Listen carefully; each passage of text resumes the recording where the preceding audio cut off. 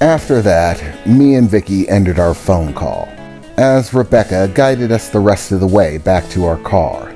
Rebecca was, of course, very pushy about trying to get me to reveal my secret identity, and I, of course, turned her down.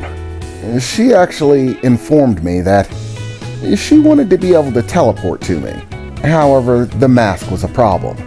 Apparently, hiding your identity is fairly effective when it comes to preventing yourself from being located or reached through teleportation. Apparently, in order to teleport to someone's location, you have to form an image of them in your mind.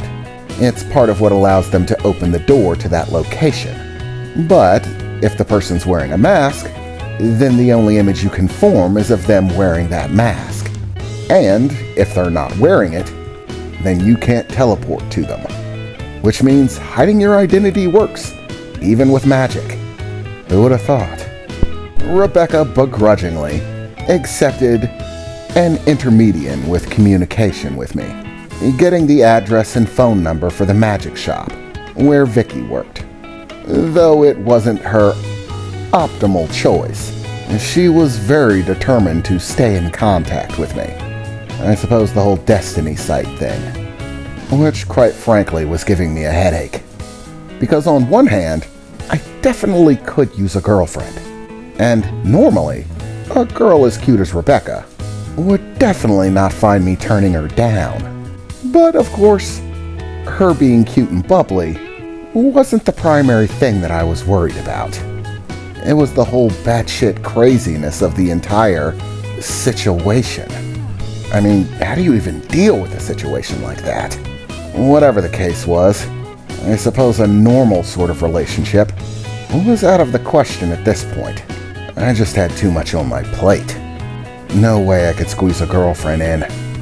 I suppose Rebecca might be useful in terms of having an ally, maybe. And I suppose, seeing as her mother's a vampire, and she's a mage, still wrapping my head around that being real. Both of them, really. She didn't really seem to think twice about the whole host to an alien organism thing, or being a superhero. I suppose when weird is just your life, it only makes sense that other weird things don't bother you. Which I have to say would make the whole superhero thing easier. You know, if your girlfriend was completely okay with that sort of insanity. But eventually, me and Victor hopped back in the car and began making our way back towards New Star City. I sat in the front seat with my backpack in front of me, trying to slowly, piece by piece, make the new scales for my armor, as Victor drove. Ugh, what a headache. When I get back to New Star, I'm getting a bottle, sitting in front of the TV, and I'm not doing anything. Literally anything. Ugh, I see you're still hard at work, doing whatever the hell that is. What the hell happened to your armor? Ugh, I had to break it down when I was fighting Alice. What about the rest of your metal? Oh, didn't you notice that sentient metal thing? I call it the heavy metal spirit. Oh yeah, the blob monster. That's what happened to most of my metal.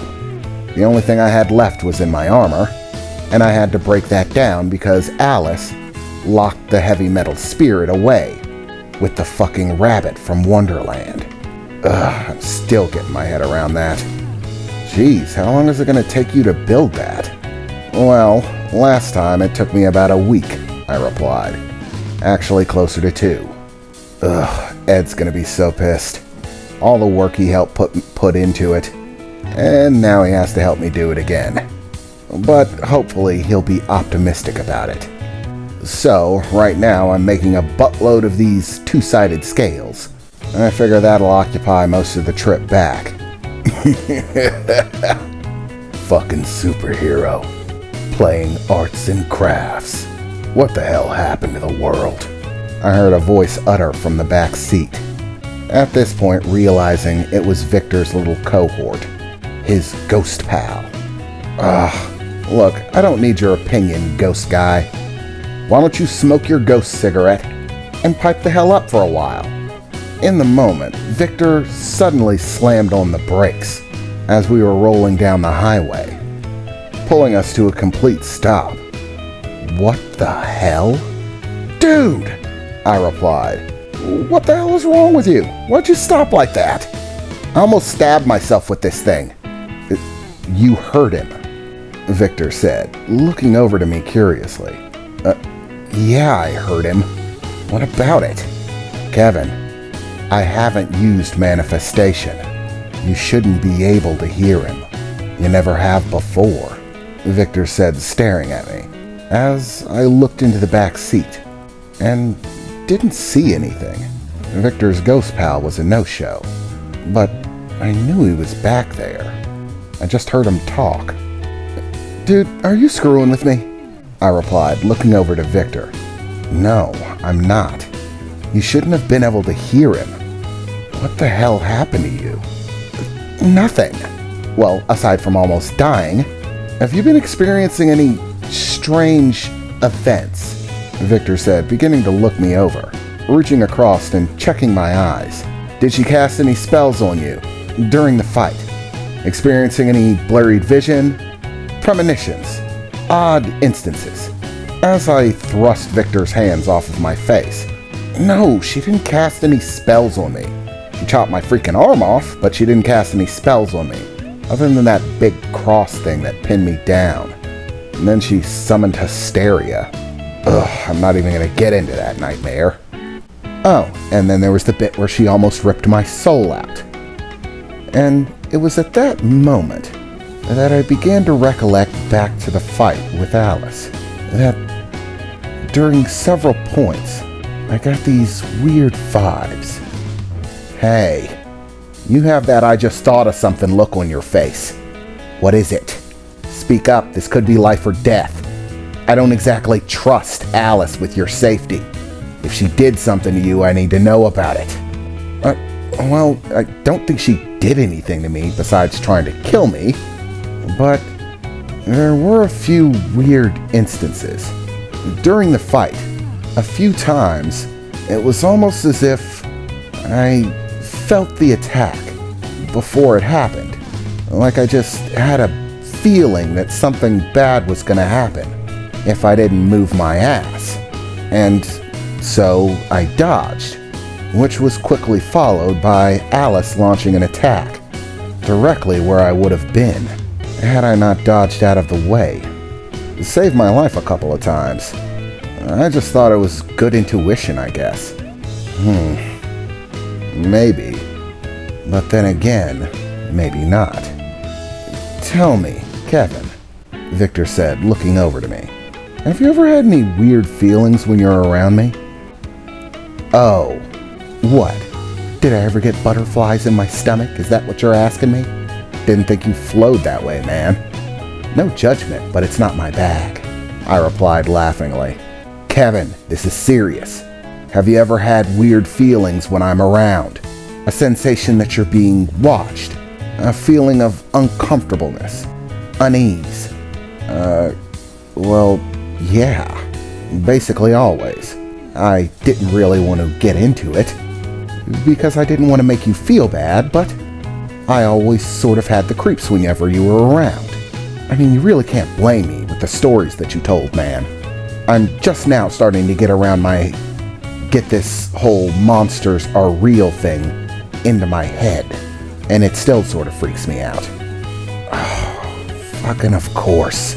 That's why you always look so weird. I just thought you were a fidgety guy. Ugh, what an idiot. What? What are you talking about? Dude, you're a psychic. What? I replied, chuckling a bit. No, well, kind of now, with the whole telepathic metal manipulation thing. But definitely not until I picked up the alien hitchhiker. Sorry, dude, but you're a psychic. An unemerged psychic. Or some sort of spiritualist. It's not certain that you're a spiritualist medium like me. But you're definitely something. At least able to pick up on spiritual resonance. The presence of spirits. Otherworldly entities. And you also have some sort of premonitory sight, the ability to perceive danger ahead of time, all strong indicators of suppressed paranormal ability. What? I replied, staring at him. You're kidding me, right? I already have way too many things on my plate. I don't need to start seeing ghosts. Well, I don't see as you have a choice, Keven. Being a psychic isn't something you get to pick. It looks like all of your exposure to me and perhaps Alice has pushed that paranormal ability of yours out of being buried. A lot of times, people who have extraordinary abilities, the ability to perceive spirits, interact with other worlds and entities, often bury that ability as they get older. When you're a child, you usually believe you simply have imaginary friends, things like that. But as you become an adult and they start pressing the idea that they're simply fantasies, people begin to subconsciously suppress those natural abilities, often resulting in a near complete reversion. The person becomes unaware that they have any psychic abilities whatsoever. But it's often the case whenever someone is subjected to intense amounts of paranormal activity, spirits, ghosts, monsters, and other intense life events, that these abilities can start re-emerging. And I think it's happening. Your dormant paranormal abilities are coming to the surface. All of the action tonight must have roused them awake. Right now, I'd say you're in the beginning stages, but it's only a matter of time until they fully wake up. Until then, we won't know what you are. What do you mean, what I am? Keven, there are countless different types of paranormal abilities out there. There are people who can control spirits, dominate them, and make them do what they want. People who can utilize supernatural energy in other ways, who can commune with spirits across planes, and countless other abilities. Psychics like my sister, spiritual mediums like me, and quite frankly, there's no telling what you're going to be, but you're most definitely something. Damn it, I should have picked up on this. I think I'm slipping. Yeah, great. So now, I have psychic powers. That's a wonderful thing to add to the list. Psychic powers aren't anything for you to be afraid of, Keven. There were many psychics on my world. They often make very good hosts. If anything, this is only an extra boon for me. Come on, Nylea. I don't need the pep talk. Especially about being a psychic on top of everything.